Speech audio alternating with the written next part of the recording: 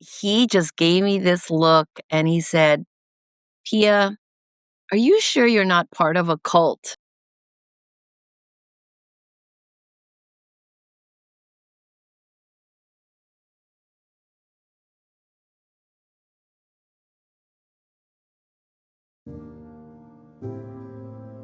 How the story goes, had to lose your life to gain it.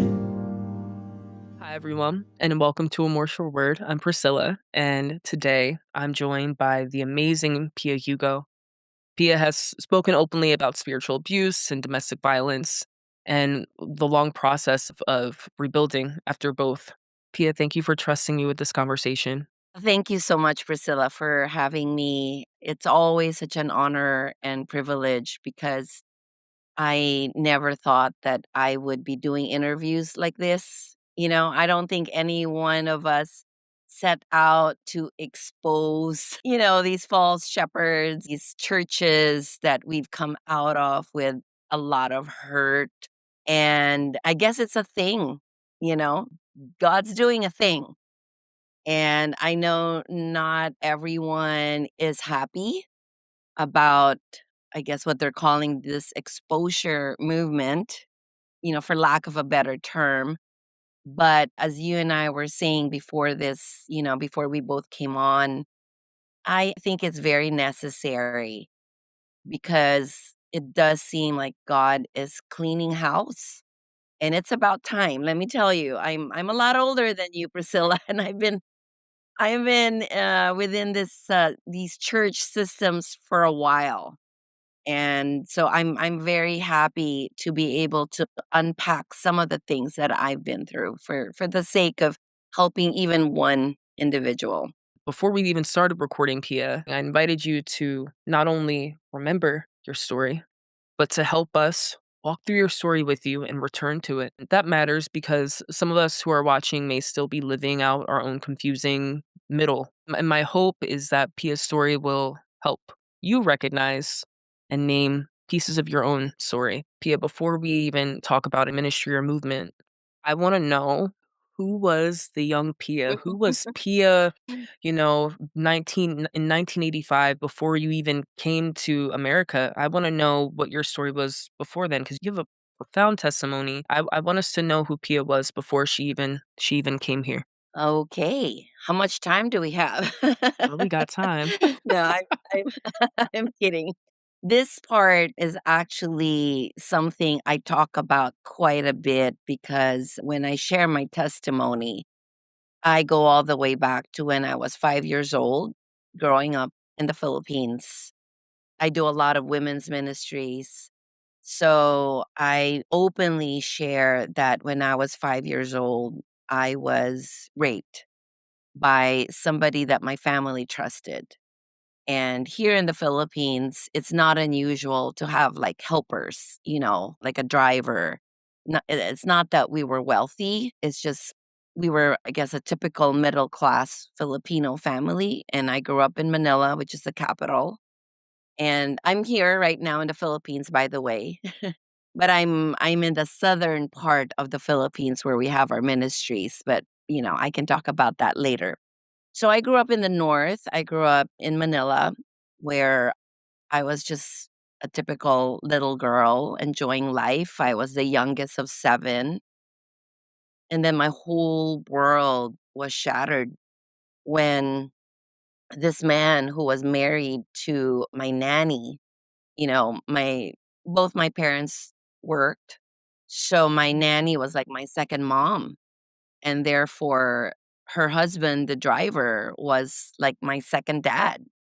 And he would take me to the candy store, buy me my favorite candy. My siblings were all so much older. They were at school while I was still at home most of the time. Yeah, and that's when he took advantage of my innocence and proceeded to sexually assault me. My 5-year-old body did not know how to process that. So, how I did it, and this is very typical of children who've been sexually abused Right. at such a tender age, I just chose to bury it really deep. And I never forgot it, you know? My memories never got repressed. Like, I just remembered the smells, where I was, how it happened. The first time it happened, I was in total shock, right? Like, what is going on? The second time, I think I just froze, right? But the third time when I knew what was gonna happen, like, he was approaching me and I already knew, I remember running away. I just remember running as fast as I could because I knew what he was gonna do, and he ran after me and obviously caught up to me very quickly and pinned me against the wall, and that's the only time where it just went black. Like, I don't know what happened afterwards because I think the terror of being chased and then being trapped, for some reason, that memory of being pinned against the wall, that was a trauma in itself, you know? It wasn't just the sexual act. It was all my senses being awakened to a terror I had never known before. I think that's when the self-loathing really penetrated my brain and it was Mm. lodged there for many years. I would have nightmares and my parents couldn't figure it out, because I went from being this happy-go-lucky little 5-year-old to all of a sudden, yeah, just being very withdrawn, very quiet, introverted child. I'm not an introvert. Anybody who knows me now knows I am quite the extrovert. And unfortunately, that wasn't the only time I was sexually abused. And at 13 years old, my sister got pregnant out of wedlock.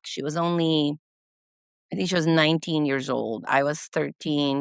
So she felt forced to marry her boyfriend because now, she was pregnant. And, here in the Philippines, that's just something you do.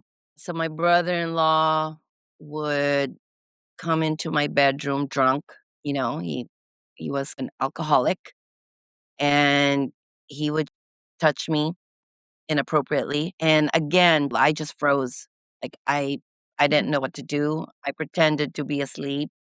He never went beyond that, but it's still very traumatizing, obviously, and it happened quite a few times. From the time I was 13 to I think maybe 16 years old. By then, they had moved out. They had graduated from college and they were able to afford their own home. But so that the double trauma of being raped and then being molested Mm. as a teenager, as a young teenager, it really created a side of me, right? We have two sides growing up, those of us who've been abused. We have the one side that we show the world. We're normal, you know, I'm a good Catholic girl. I try to get straight A's. I try to stay out of trouble. That's the side that people see, and you try desperately to hold on to that because you think that's what keeps you safe. You follow the Right. rules, you know, you don't disappoint anyone, so that was the facade. But of course, deep down inside, I was angry. I was scared. I was confused. And none of those true feelings came out until I turned 18. Because at 18 years old, another tragedy hits my family. My oldest brother, whom we did not know dealt with mental health issues, because back in the day, nobody talked about mental health issues, Right. definitely not in the Philippines. Yeah. So, my oldest brother took his own life, and he was my favorite brother. He was my oldest Mm. brother. Our age gap was 11 years, so it's almost like he was a second father. So, when he took his own life, that's when my whole world went on a total spin, 'cause nothing made sense, right? He was a valedictorian of his high school class. He went to Columbia University. You know, he was already living in the States at this time, and I could not wrap my brain around the fact that somebody so successful in my eyes could have such a dark side, and that's when my dark side came Mm. out. That was the first time that suicidal ideation, entered my brain, and I was telling my mom, when we were all obviously grieving, and I told my mom, "I wish it was me. I wish it was me." And she couldn't Mm. understand that. Like, "Why are you saying that?" And that's when it came out.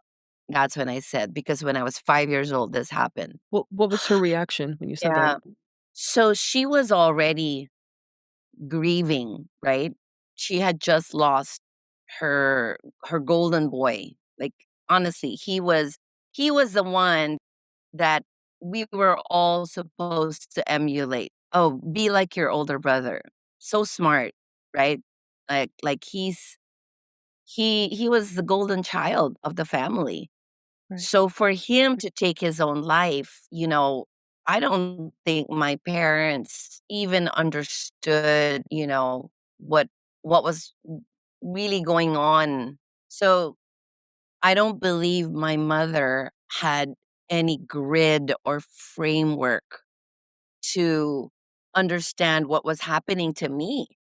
Like, she was still trying to understand why her oldest, son took his own life, and now Yeah. she has the youngest daughter who was supposed to be this perfect, happy, young girl, all of a sudden talk about so much darkness in her own soul.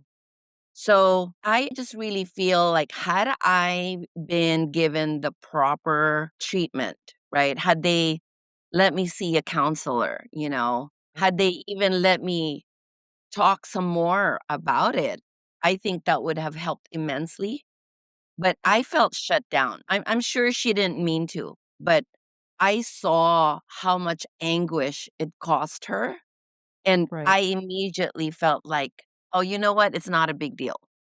Right? Like, you're dealing with my brother. You're dealing with more than I am right now. It's not that big of a Right, deal.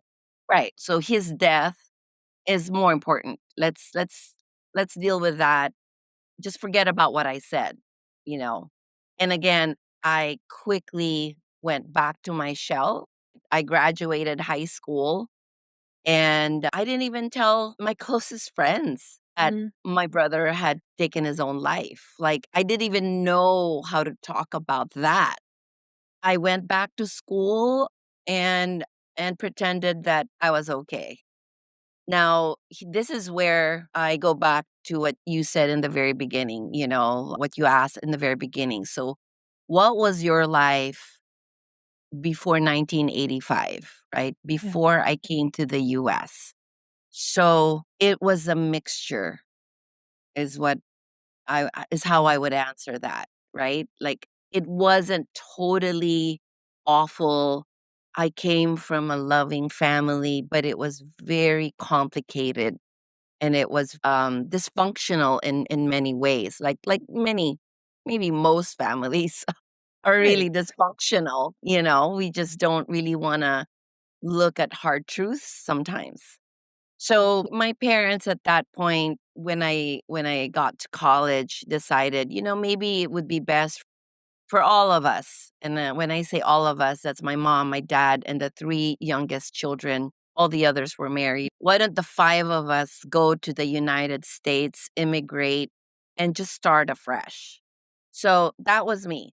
In May of 1985, we landed in Washington, DC, and I actually thought this was the best thing, I could just pretend that none of the bad things that had happened to me had occurred, and I was now gonna start a brand new life here in America. Forget about what happened back in the Philippines. We're gonna start afresh. It's a play on that facade, right? the facade as a survival strategy, which is absolutely normal in the case of victims of sexual Mhm. abuse and any kind of abuse in that regard. But you learned Absolutely. maladaptive coping. I think about attachment styles, right?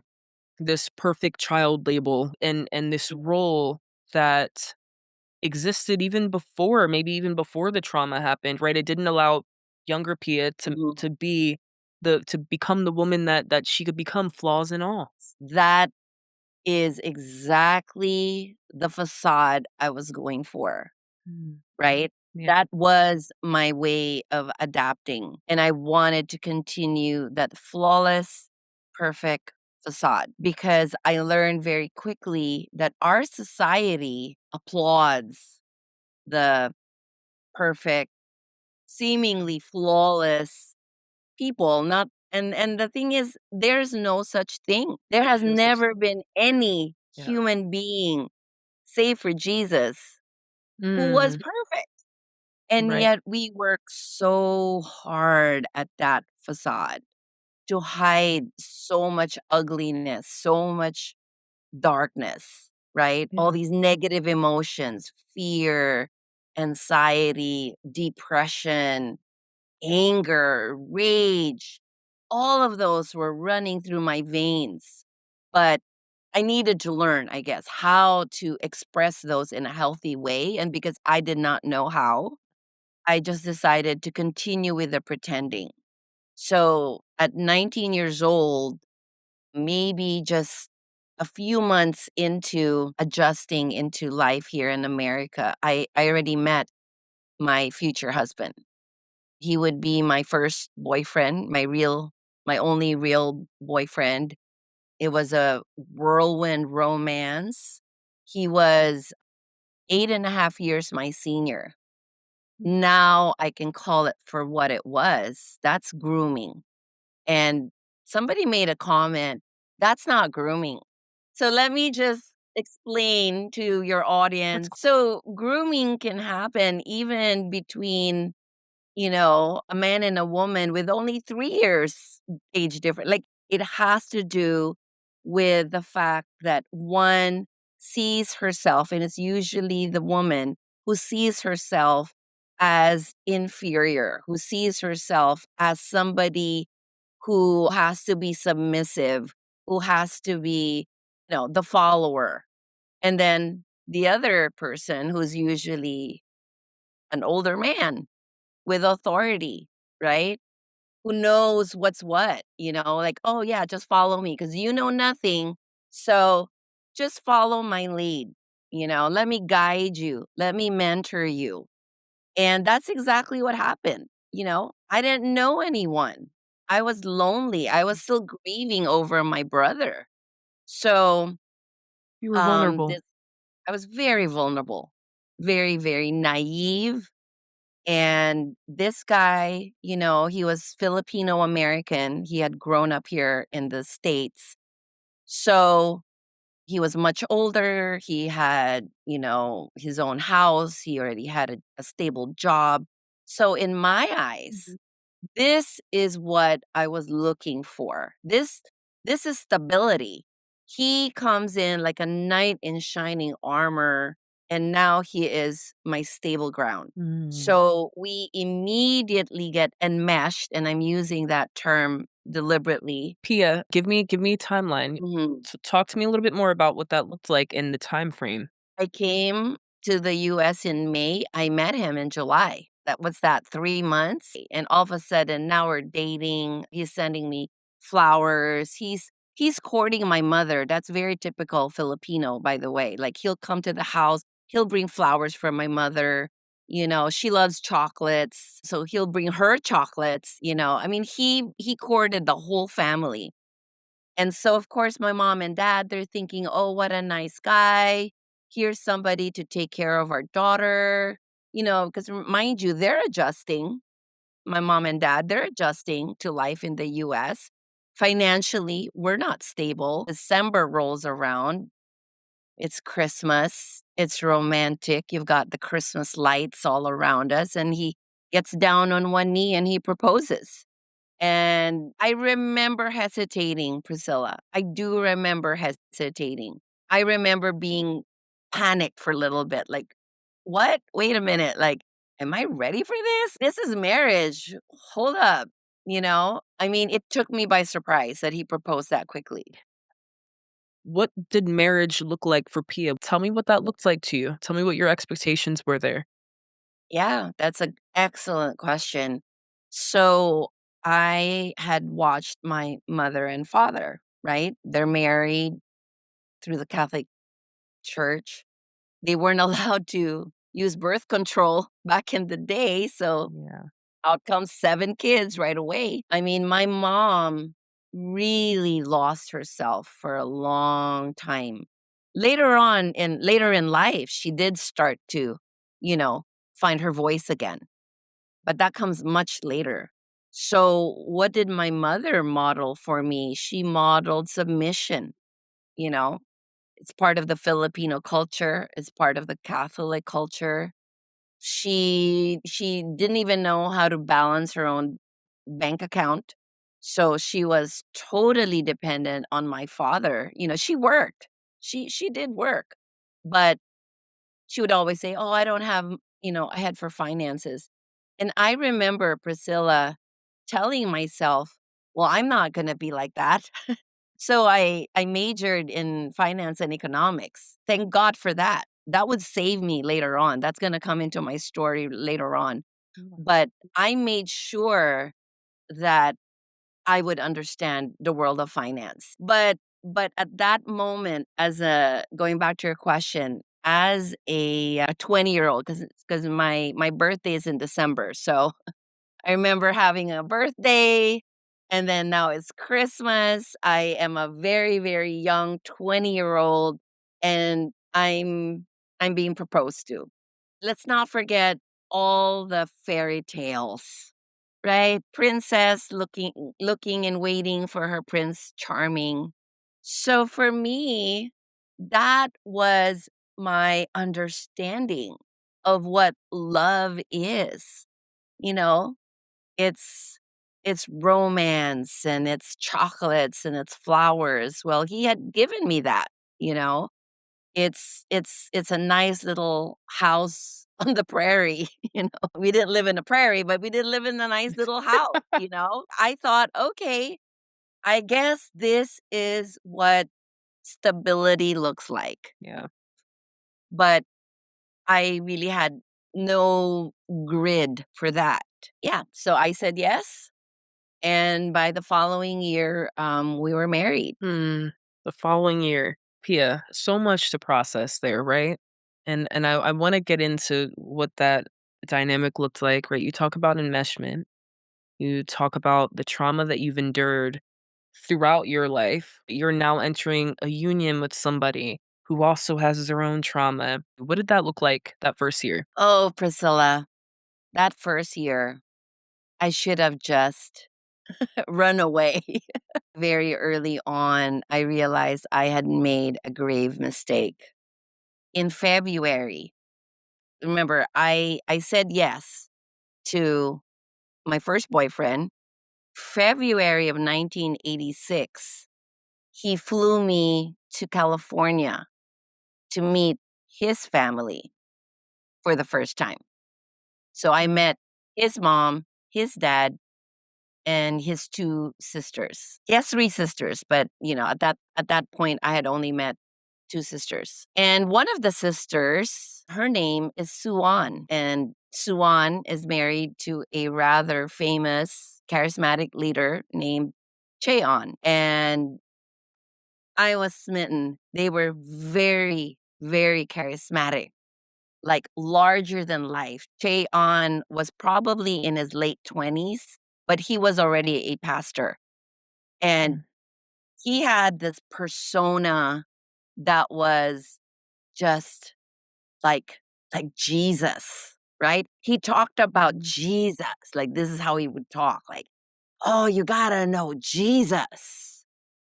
I come from this very conservative Filipino Catholic background, and I thought, "Nobody talks like that." Like, all the priests ever did was like Jesus went on the cross and died for your sins. And I didn't know what any of that meant. Like, I was a Mhm. good Catholic girl, but I heard it every Sunday, but the gospel didn't mean anything. And all of a sudden, this man talked about Jesus like they were best friends. And his wife actually asked me that question when I first met her.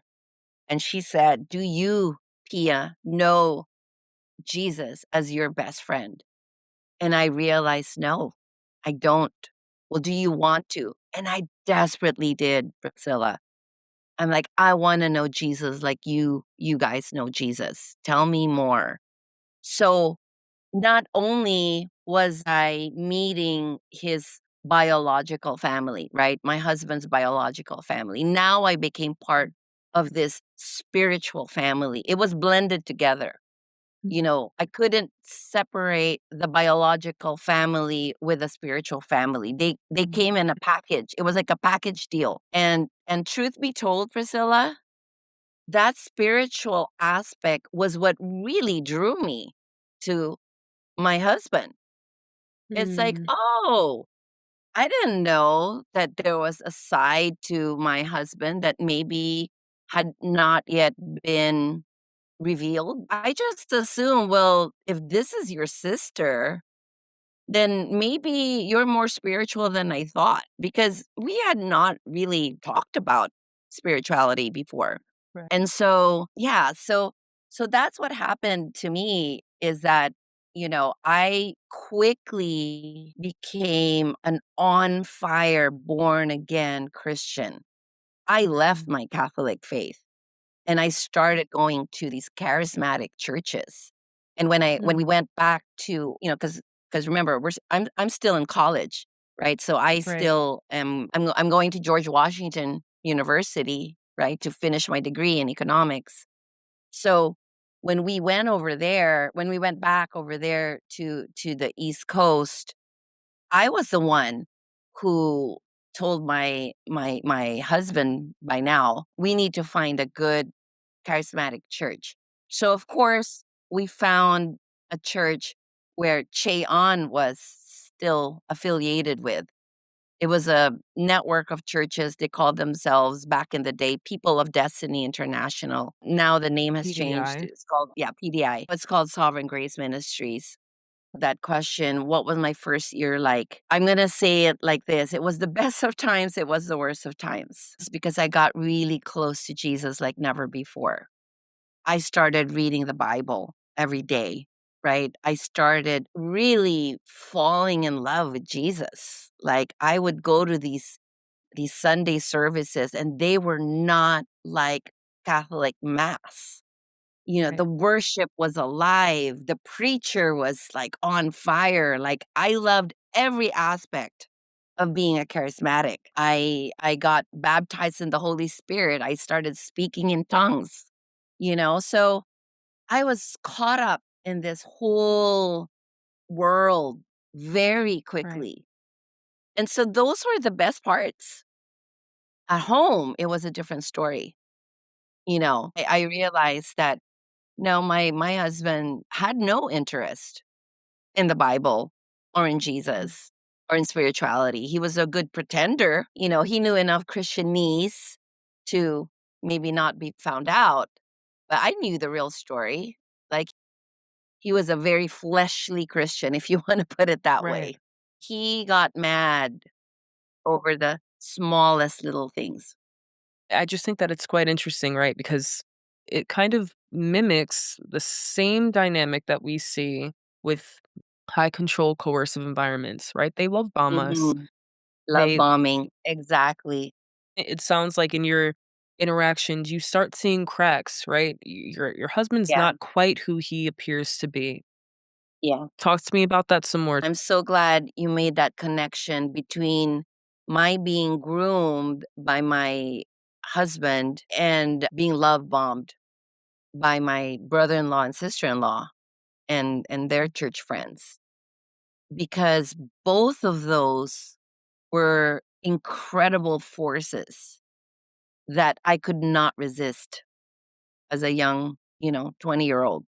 Remember, I met them in February of 1986. We did Right, not get married till October of 1986. I still had time to change my mind. We were right. engaged, but I was already starting to wonder, like, did I do the right thing? Maybe I'm too young to know, like, what a real marriage looks like. But as soon as I met Che and Sue, that was it. That really sealed the deal, especially when they both told me, and this is where we get into these prophetic utterances, so prevalent in charismatic churches, right? God told me. And so they both said that to me. God told us that you are the right wife for our brother, right? So who was I to argue against God? I wasn't allowed to question, because to do that, to question Che and Sue would be to question God himself. This Right. would be the pattern for the next 10 years, because that is how Mm. long I stayed within this religious system and this marriage, which is very much, like I said, intertwined. We have to highlight that because Pia wasn't trying to follow Che and Sue. Her goal was to follow God. This is really important because there are Mhm. people who are attached to these movements, attached to these false teachers, and they think they're following God. I wanna piggyback on what you just said, because sometimes when I do these interviews, I see the comments, and there are people who say, "What is wrong with these charismaniacs?" Right? Like, "How can you be so stupid to follow, like, Catherine Kirk? Like, how could they follow somebody, look at their meetings, look at the way they fall down and, like, bark like a dog, speak in tongues," and they don't realize how nuanced everything is. They Mm, don't realize that, like, we are all just trying our best to follow his word, to be like Jesus. But how we do that, I mean, that mm, runs the gamut, right? There's a huge spectrum. absolutely. And so again, I'm glad that we painstakingly painted where I was coming from that 5-year-old girl to who I am now as a 21-year-old. I honestly didn't know anything. I am talking about events that happened 40 years ago, and I'm glad you're with me, you're tracking with me, you're a very good listener, Priscilla, so thank you. But I do think it's important that people don't just look at the clickbaits, right? Or the sound bites, because they just automatically think, oh, there's another foolish person. Like, no, everyone has a story, and the devil is a thief. He's there to steal, kill, and destroy. So let's not be so quick to judge, not even these leaders. Like, I do expose some of these leaders, including Che On. I am probably one of the leading advocates who's trying to point out that, I'm sorry, this man is not a real shepherd. And if you are still part of the New Apostolic Reformation, NAR for short, of which he is one of the super apostles, one of the co-founders, or you still go to his church, Harvest Rock Church, I will, without any hesitation, say, please run away, because you are not safe in these movements, in these types of churches. But anyway, I was right there in the midst of all of that. I was not just a member of Che's sister church. So remember, I'm still in Washington, D.C., but, you Okay. know, I'm part of the PDI church over there, while Che On and Lou Engle started a PDI church in California. So Mm, I'm being love bombed in both of these churches. And now I'm working for them, right? I'm right. actually a staff member. So I am surrounded by my husband's biological family, that spiritual family that, very tight-knit community, and they have brainwashed me into believing that anyone outside of this community is not safe. I mean, I still have friends from college, but they're instantly put in a different tier, right? Like I'm above them. Because that's one of the first things you're told. You are a chosen generation. You are a royal priesthood. You are, you have an Elijah anointing. We are here to pave the way of the Lord. Like I know all that lingo because it's been drilled into me from day one. I am special, right?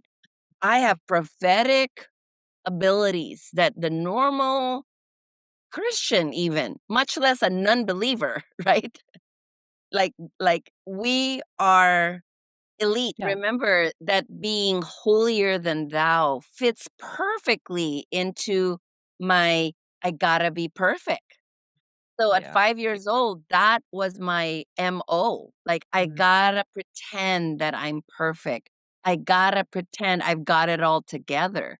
So, you put that little girl who's now grown up and you put her in this, like, big jigsaw puzzle, and my piece just fits perfectly, in the right place with the right people. And I am thinking to myself, all I have to do and it's not even conscious, obviously, right? Like, Right. now we look back and it's easy, I was deceived. I was pretending, but no, when you're in it, you don't know. I didn't know that it was all fake. This was my life. So, I was pretending to be this perfect, happy wife, like that documentary, Happy Shiny People. And by now, fast forward a few more years, and now I have, like 2 children, this was still in DC. I we had 2 kids that came right away. So, I go to church on a Sunday and, my kids are perfectly dressed. They're not allowed to squirm in their seats. They're not allowed to scream, when they're in the auditorium. Otherwise, and here's another aspect, they get a little SWAT, right? Like we believed in corporal punishment. And this is directly attached to the institution you're a part of. This is systemic. And we keep on coming back to that perfect child role that you played, right? I love what you Yeah. said about the jigsaw puzzle and you fitting right into it. And so we can't ignore these very obvious placements that the Mhm. enemy had for Pia in her life. We can't ignore them. They exist. Absolutely. If we were talking about a Broadway show, a demonic Broadway show, then, it's almost like the devil says, "This is your cue to come in on stage, Mhm. spotlight on Pia." And I knew my lines perfectly. I knew what to say, and I did that for 10 long years. So the first 5 years were in Washington, DC. My big boss was a man named Larry Tomzak, and he co-founded PDI, People of Destiny International, and he was very difficult to work for. He definitely had his flaws, but I think one of the ways that Larry really hurt me and my family was he wrote a book, and it's entitled God, Rod, and Your Child's Bod, and he basically gives us instructions on how to use a wooden spoon to spank your child, and it can be something as small as an outburst, like you're eating dinner and you should be having nice, polite conversation as a 3-year-old toddler, and if the toddler should have a little tantrum, it's like, "Nope, you can't eat your supper, go straight to bed," 20 smacks on the butt, and so that was my life as a young mom, and because my now ex-husband had anger issues because Mhm. he was actually physically abused as a child. So came to know that later on. Sue, his sister, what role did she play? She played I'm the perfect daughter, just like me, right? That's why Sue and I just connected so quickly. We were the perfect daughters. Meanwhile, my ex-husband, no, he's the rebellious son. He's the angry man. That's Yeah. his real. persona. So he would, I mean, this part is so hard to talk about, Priscilla, but sometimes that wooden spoon would break and he would just pick up another one because that was Larry's instructions. He said, "You need to have spare wooden spoons because sometimes that spoon will break on your child's body." Yeah. And I remember feeling so helpless as my 2-year-old would like wail and say, "I'm sorry, daddy. I didn't mean it." I would just like try to plead on her behalf, this look on his face, almost like he was enjoying it. And I was just that's when I knew I am married to a monster. It is one thing for him Right. to insult me and tell me, "You're so stupid. Why can't you follow simple instructions?" That was his favorite thing to say. Like, "It's so simple. Why can't you figure it out?" Like, we could be talking about putting dishes in a dishwasher. It had to be a certain way or vacuuming Mhm. the carpet. It had to be straight lines, like stupid rules like that. But I had to follow every rule he made for our household to the T, and he expected a 2-year-old toddler to do the same thing, and Mhm. I that's when I knew that I am married to a monster. Like, I didn't have words, I didn't know narcissism, I didn't know domestic violence. I didn't think I was a victim of domestic violence, now I do. He never Mhm. hit me, slapped me, punched me, but he would shake me, he would push me against the wall, like, these are I hope that I can reach even one woman who's maybe in an abusive marriage. And Mhm. because in our Christian world, divorce is such a no-no, like, oh, God hates divorce. You know what God hates too? He hates seeing precious children and women being marginalized, being treated like rags in their own homes. And I lived that way for 10 years, Priscilla. And I do counseling now. I do trauma-informed counseling, and I don't hesitate. By now, I know the language, I when they tell me, "Well, he's not really I wouldn't say he's violent, he just pushes me around, and he shakes me a little bit," and I am very quick to say that is physical abuse, you know? Yes. It's more than just being slapped or punched, like, God forbid that you stay long enough to see that happen, like, the violence in my marriage, the physical violence did not happen till the very last years. The more you remember that no human being should be treated like that, the more you're gonna see that anger come out, like, "How dare you?" I knew the nightmare that I was living, and the day came, we had already moved to California by the time I was 25 years old. I don't have friends outside of my religious community. You asked me many questions ago, what about my family? Well, my family returned to the Philippines. So I would write to my parents glowing letters because remember, I'm still trying to be that perfect daughter that doesn't want to worry my parents. I don't tell anyone really. I hint towards it with some of my closest friends, but I felt that it was my Christian duty as a good submissive wife. Remember that whole cover up culture thing that we all hear about. Well, my ability to cover up was perfected in my marriage. I covered up my husband's flaws very well. I wanna kinda backtrack a little bit to what you said about your family. The people who loved you, they did start kind of seeing some things from the outside. But I remember you talking about how big the C word was, cult, right? I wanna Yes. press on that. My parents moved back to the Philippines, but my dad was visiting one time, and this was when we were still living in the East Coast, and I invited him. to one of our church services. And remember, his background is Catholic, right? So this was very different for him. The fog machine, the dim lights, the very, hypnotizing music. Now I can say those things because now I see it, but I Yeah. didn't see it back then. This was Yeah. just a typical Sunday worship service for me. But my dad was using, he's an engineer and a businessman, so he's using his analytical skills, right? He was just Wise. quiet all throughout.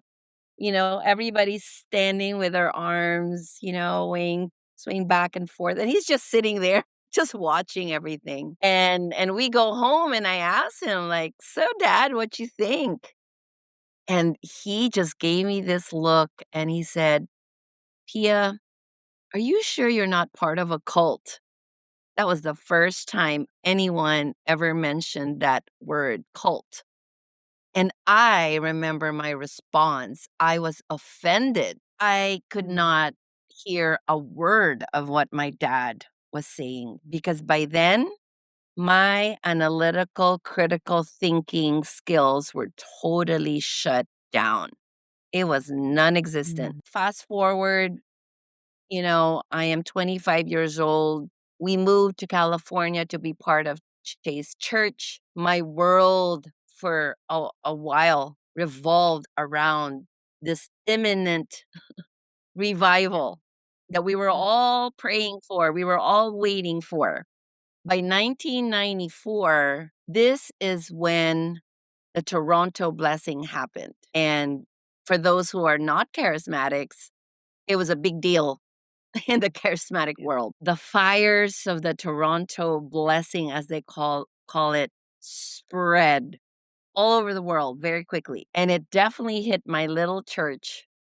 And Che On and his buddy Lu Eng were actually kind of removed from PDI because now they were getting a little too radical, right? Mm.